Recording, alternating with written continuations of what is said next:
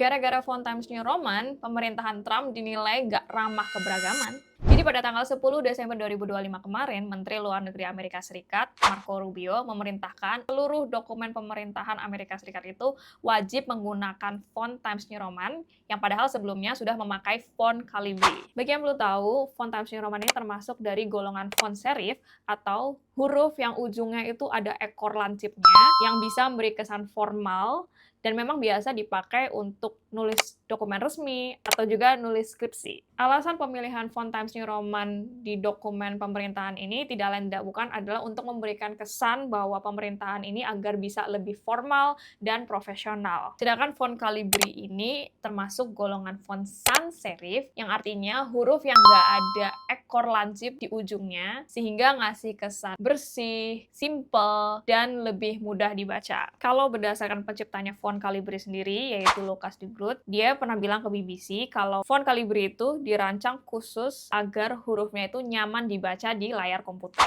Dan itu juga alasannya kenapa font Calibri ini dipilih pada masa eranya Joe Biden di sekitar tahun 2023, karena demi aksesibilitas. Font Calibri ini dianggap lebih mudah dibaca oleh banyak orang, termasuk oleh orang yang mempunyai gangguan penglihatan dan juga gangguan membaca. Dan pemilihan font Calibri ini juga sejalan dengan mendukung kebijakan keberagaman, kesetaraan, dan inklusivitas. Tapi menurut Marco Rubio sendiri, keputusan untuk memilih font Calibri ini dianggap wasteful atau suatu pemborosan karena tidak sejalan dengan dokumen-dokumen sebelumnya yang sudah menggunakan Times New Roman sejak tahun 2004. Nah, disinilah muncul berbagai kritik tentang pemerintahan Donald Trump yang tidak ramah keberagaman. Ketika pilihan yang mendukung keberagaman ini dikesampingkan, artinya aksesibilitas di sini belum menjadi prioritas. Dan ternyata seberpengaruh itu ya pemilihan font kepada teman-teman kita yang disabilitas, dan seberpengaruh itu juga sama politik. Nah, kalau menurut kamu, pemerintah itu harusnya lebih mengutamakan formalitas